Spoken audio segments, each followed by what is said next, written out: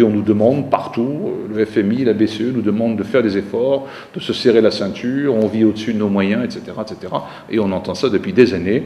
Donc l'un des objets de la commission d'enquête, c'était de montrer que justement, on nous raconte des bobards, j'ai envie de dire. Hein. On nous dit qu'il n'y a plus d'argent, s'il y a de l'argent, dès lors qu'on décide de le solliciter par une fiscalité beaucoup plus progressive qu'elle n'est, et par une lutte efficace contre l'évasion fiscale. Encore une fois, c'est 50 milliards chaque année.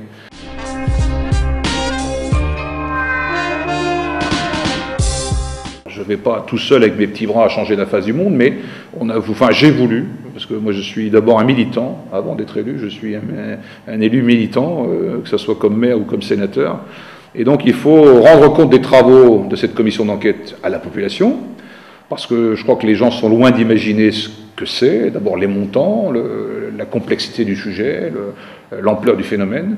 Et donc j'ai entamé cette démarche, effectivement, depuis septembre dernier, depuis la rentrée, d'aller parler aux gens, aux citoyens, tout simplement.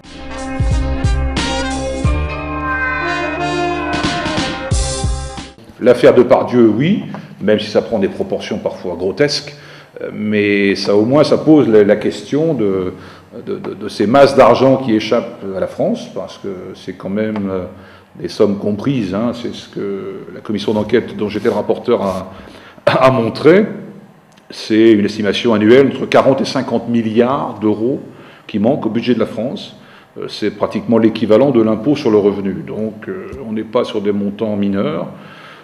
Donc voilà, donc il y a Depardieu et il y a tous les autres, quoi. Donc c'est une grosse affaire, c'est un gros dossier auquel il faut s'attaquer parce que l'enjeu est important.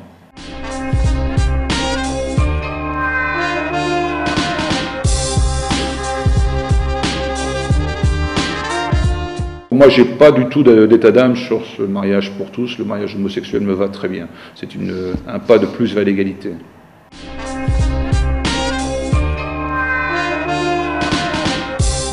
J'ai déjà pris date avec un couple d'homosexuels de mon village qui m'a demandé, l'an dernier déjà, si j'accepterais de les marier quand la loi serait votée. J'ai dit oui, bien sûr, sans hésiter. Donc je le ferai. Ce sera l'occasion d'une prise de parole, d'un moment politique avec un grand P fort, parce que je serais très heureux de recevoir ce couple. Ce sont des gens qui vivent ensemble depuis plus de 30 ans.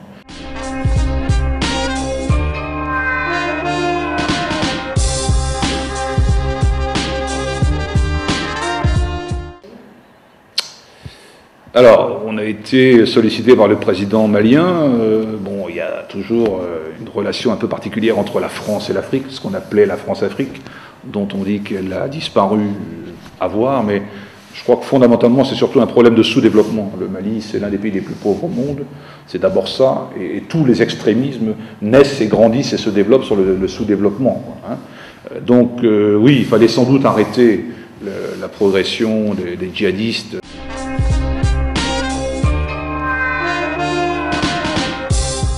On a soutenu l'intervention, mais en mettant des bémols, en posant d'emblée la question de la suite politique après l'intervention. Il faut reconstruire un Mali avec du développement, avec de l'éducation, voilà, il faut traiter les problèmes à la base.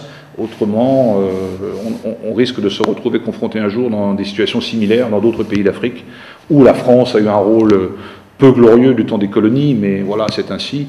Mais il est temps de redonner des moyens aux pays en voie de développement, effectivement, de se développer, y compris, par exemple, en combattant l'évasion fiscale, parce qu'ils ont eux-mêmes subissent ça, quoi, hein. Pour 1 euro des pays du Nord versé en aide aux pays du Sud, il y a 10 euros des pays du Sud qui partent vers les pays du Nord, par exemple. Donc, il faut passer là aussi aux actes et aider le développement, y compris financièrement, quoi.